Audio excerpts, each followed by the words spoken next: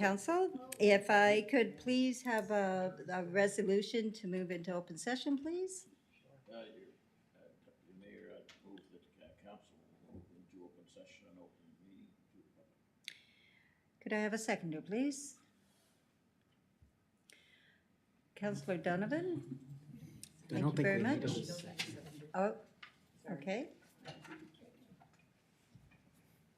Okay, so we'll, on the question, please vote Just on the question, on the question. is it council's intention to? Oh, just a minute, please, Councillor Olson, I didn't have your mic on, please. Sorry. Is it council's intention to have the remuneration package for the new council coming in the next election? Now is the time that they usually do that. Have a, consultant to come in and review it comparative to like-sized municipalities. Yes, let's, please, can we vote on the open session first, and then I'll go right to Councillor Olson's question? Yep. So, please vote for the open session. All those in favor? Yes, motion carried. Thank you very much. And so Councillor Olson has asked the question regarding remuneration. Motion carried. Mr. Watson, please. Thank you, Deputy Mayor. Through you to Councillor Olson. The intention of bringing the remuneration bylaw forward this evening was just to open that very discussion, recognizing that Council had expressed an opinion or made a recommendation that these two policies, political activity and remuneration, be both considered before the election, so that things are well framed for the incoming council in 2026. Our intent this evening was just to solicit your very early thoughts and observations about what elements you would want to see considered in changes to the remuneration bylaw, recognizing that we're going to need to take that away and then bring it back, possibly with consultant support, as you suggest, with respect to peer comparison groups, etc. But certainly invite the conversation tonight on both remuneration and the second the policy related to political activity. Thank you, Your Worship. Thank you, Mr. Watson. So I think we're all clear. So that tonight's just to start the conversation. If anybody has any questions about the we're going to deal with one at a time. So we're talking about compensation.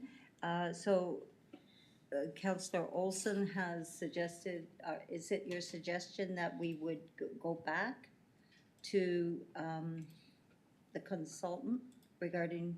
No, I'm just saying that. I'll get you on there. Okay. Good.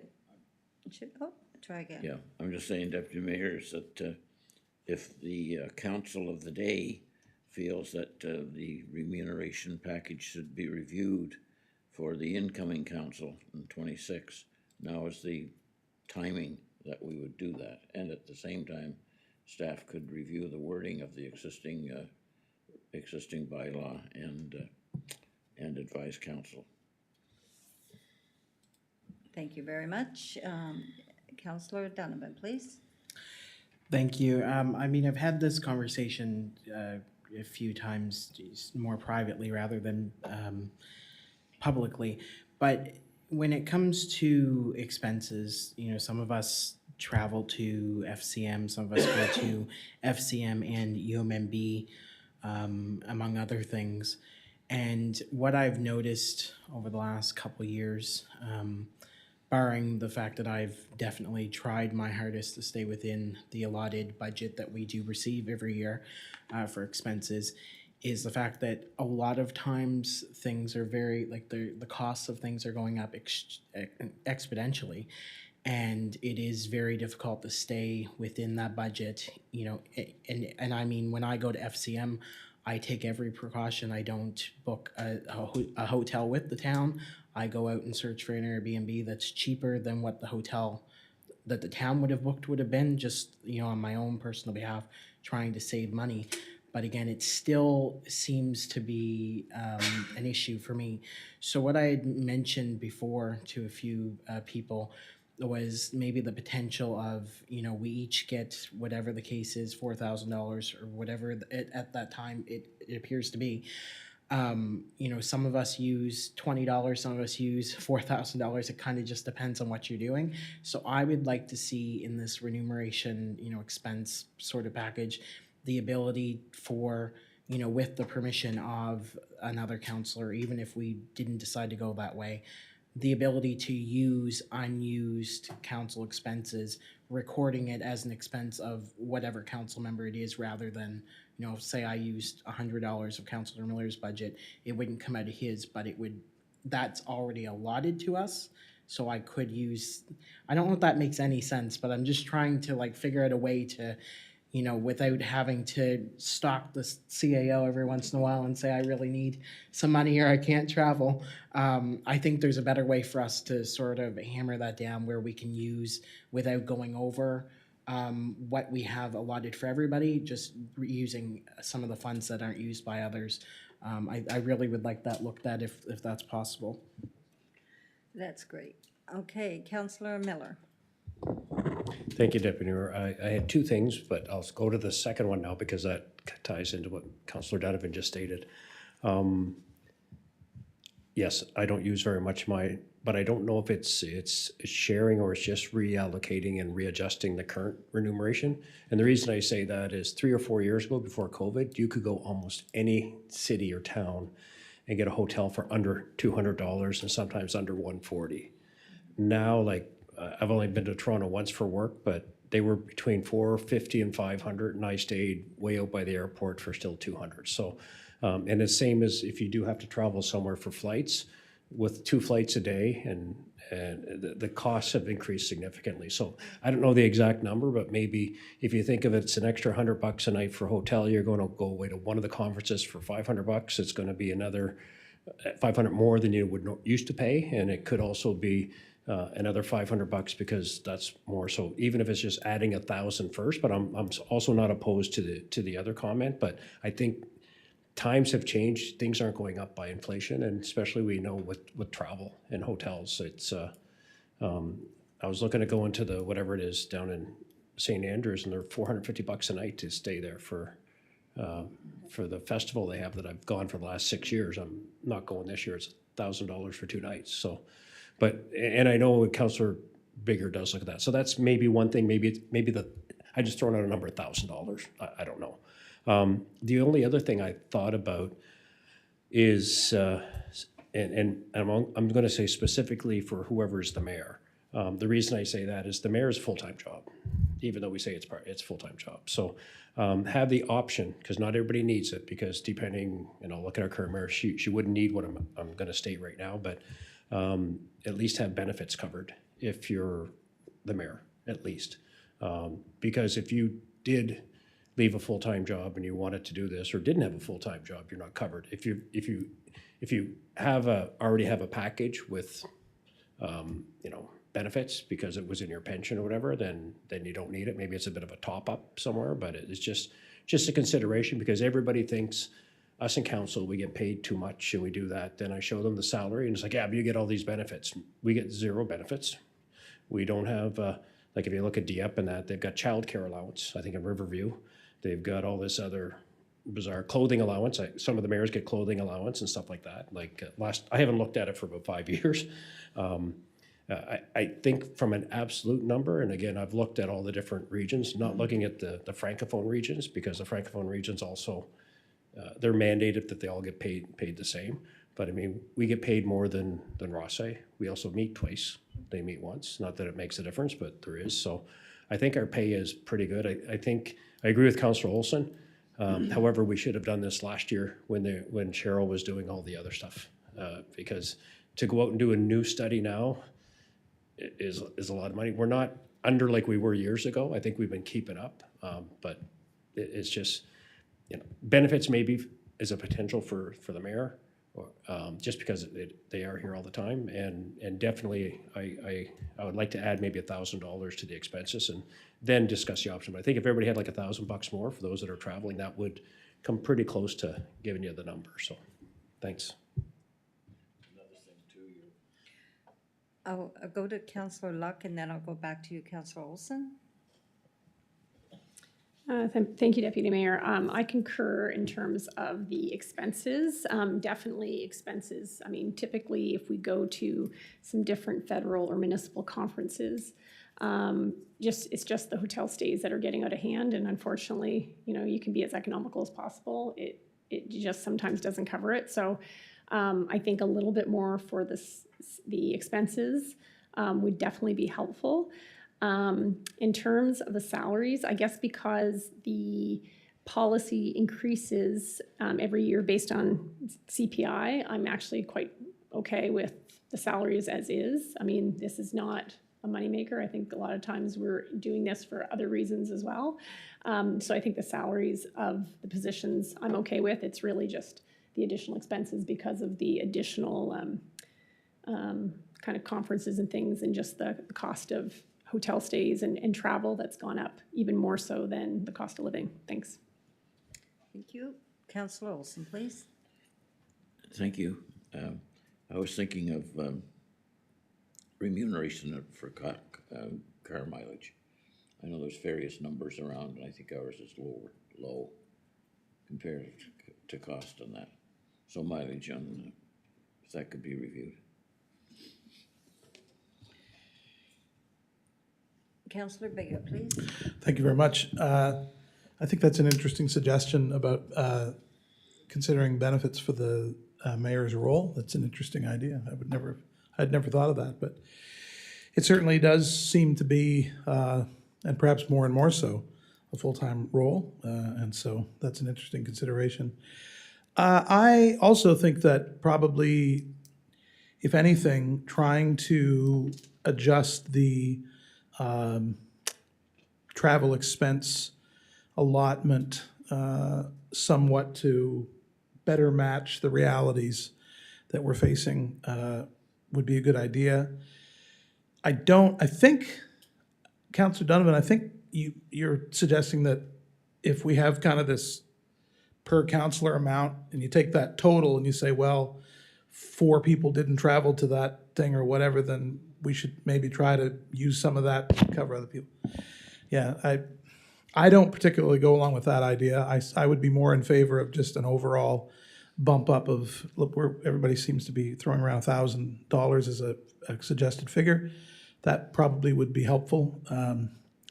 I actually wanted to ask a question as well about the policy here under Section 4, allowances for expenses. It's on page 4 of the policy document.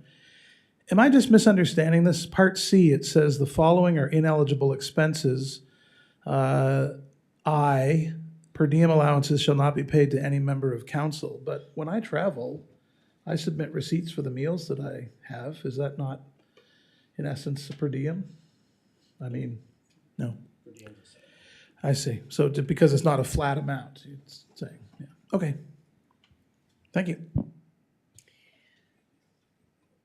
Thank you very much. And I think what I would like to see for myself is that maybe we do a little research, the staff do a little bit research on the cost of hotels and travel and how the increases that have happened over the last few years. And so instead of just saying it's 1,000, maybe it's not 1,000, maybe it's 1,500. I'm not sure what that figure is.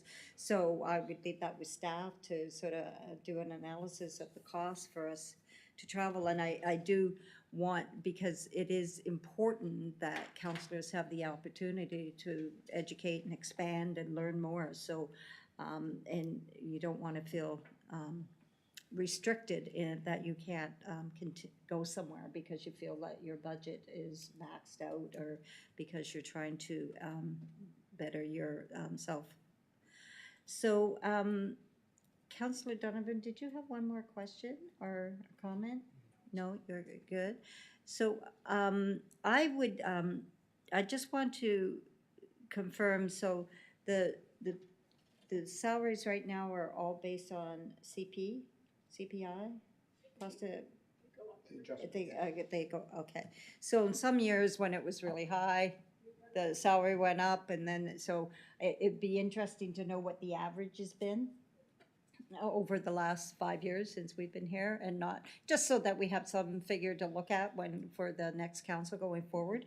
And so I think that's exhausted the conversation for tonight, and we'll leave it with staff. Mr. Watson, thank you very much. So the next one we're moving on to is on the employee policy. And so I just want to comment that we're not looking at the policy that was in there because we rescinded the policy. So we're looking at we don't have a policy right now. And so what our policy is going to look like, where we're going to start from. And so any ideas on that, or if you want staff to start developing a policy and come back to us and have the conversation start at that point, whatever the pleasure of council is.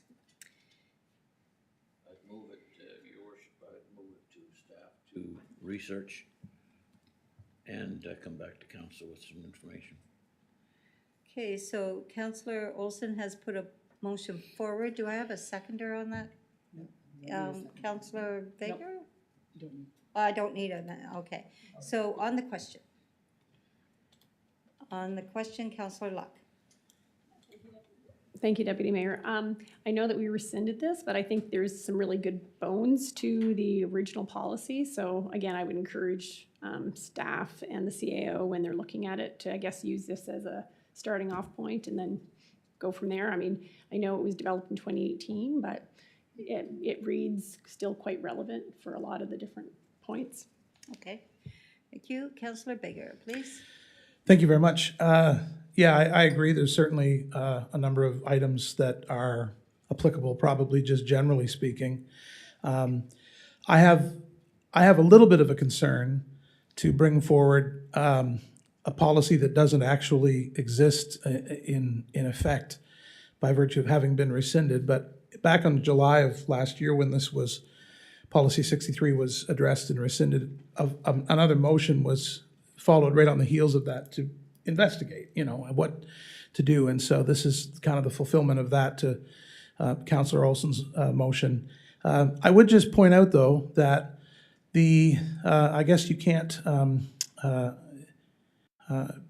people voted how they voted, and I can't read people's minds in terms of what made anybody vote in a particular way. I would like to point out that the crux of the motion that I brought forward on that last year was the idea that I don't believe it's our place to tell staff how to use vacation time that they have earned. And the Policy 63 insisted that people needed to take an unpaid leave of absence in order to pursue a post-writ election campaign. And I didn't think then, and I still don't think that that's our place. In the same way that we don't advise anyone about how to use their vacation time at any other time of year for any other activity, so long as they have adequate coverage for the job that they are vacationing from. So I would just say that although I agree with Councillor Luck, there are lots of good bits in here that we can use as a launching, point.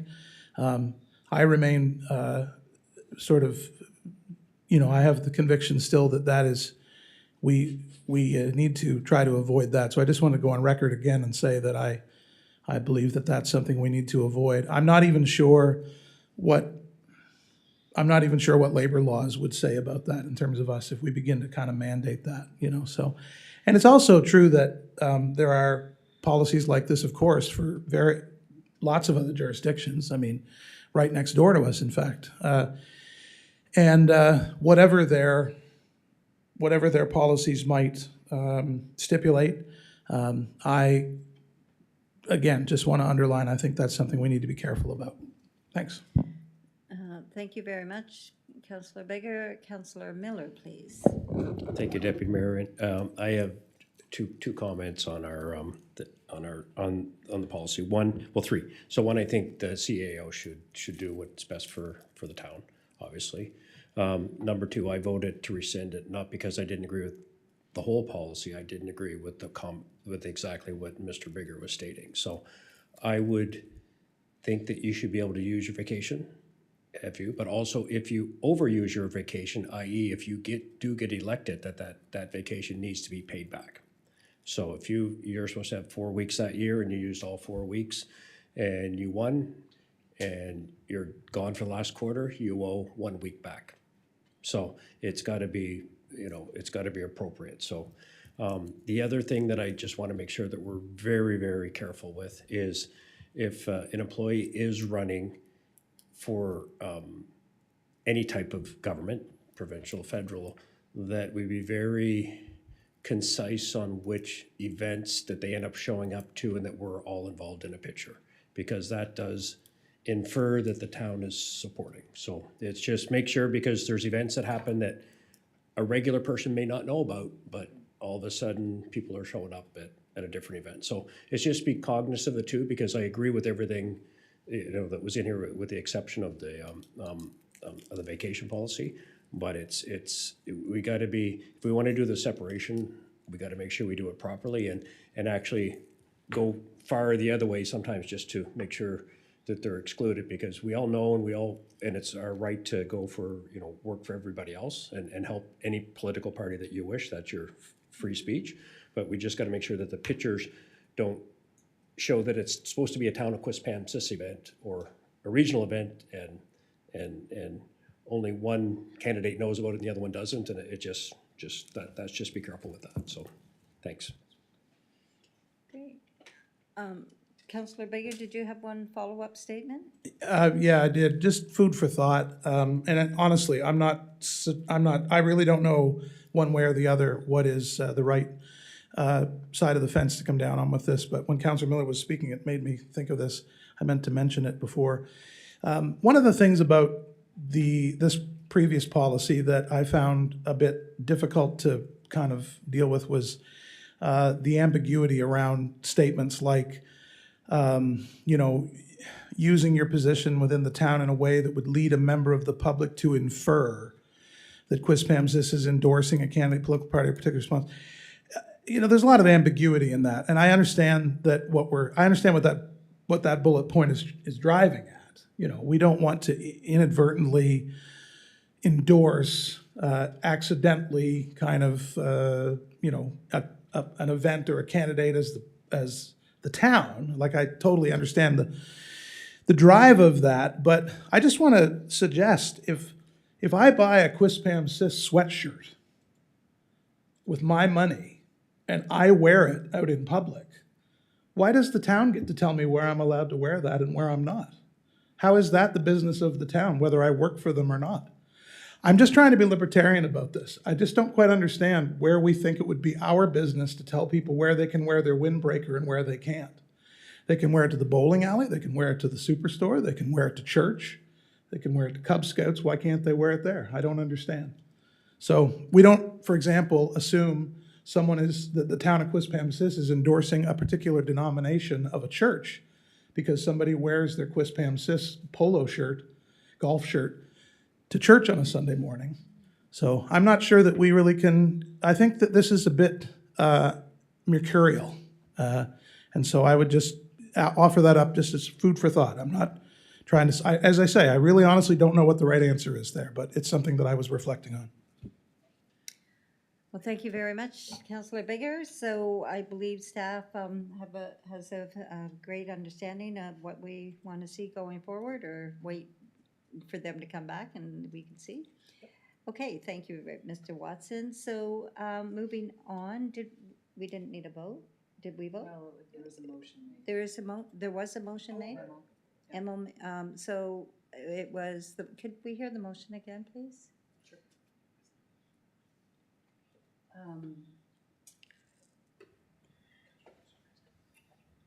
Committee of the Whole directs CAO to gather more information and develop a draft policy on this matter and return at a subsequent meeting. Great, we heard the motion. Please vote. Oh, I thought somebody moved it. Mr. Olson already, Councillor Olson moved it. Please vote.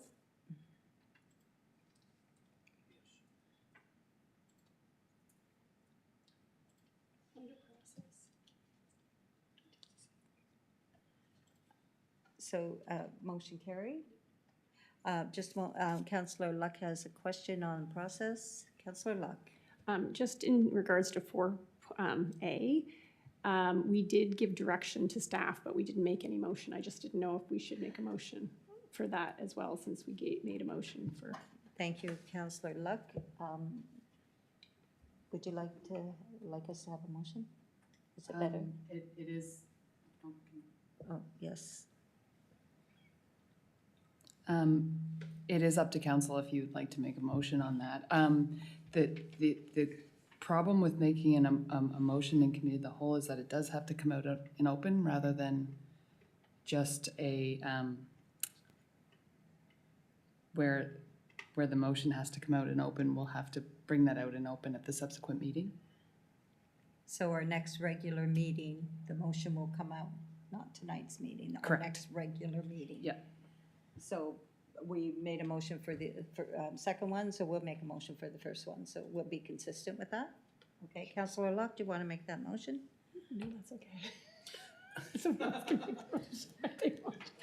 You want to make that No, motion? no, someone else can make it if they want. Or I'll Would make it. somebody- I'll make a motion. We're gonna make, we agreed to have it consistent?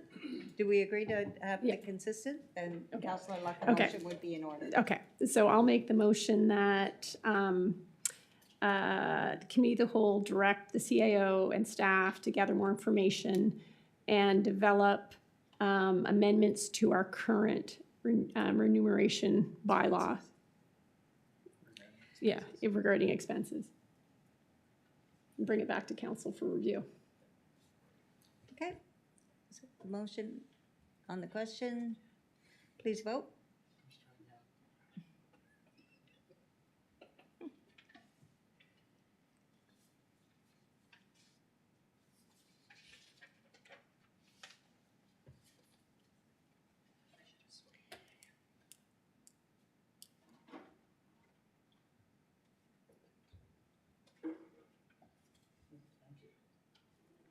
Motion carried 6-0. So I believe what we have left is reports. Is there any comments, No? And so could I have a motion to adjourn? Moved by Councillor Olson on the question. Please vote.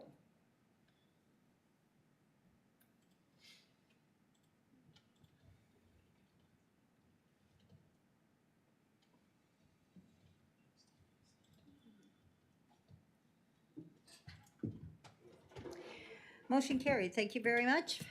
Have a great evening, what's left of it. Thank you.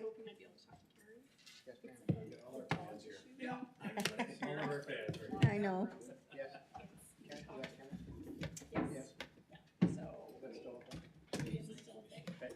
You know. Just that a child's been bitten. Thank you very much, Lisa. Thank At you. some point, this dog is supposed to be deemed dangerous or whatever, and they made up sign, and she broke the muzzle, and the the residents are being very less. And they were supposed to talk to the Tim? dog catcher and talk to. Tim, Tim, did you copy me on that email that you sent to Wendy? Or what? So I just didn't know. Yeah, just so, okay, thank you very much for doing that. I know it was last minute. Yeah, I know, it's kind of a weird, anyway. But, should be an escalation, so if there is a resolution, we. right, well, and it sounds like they've been in conversation with the dog catcher.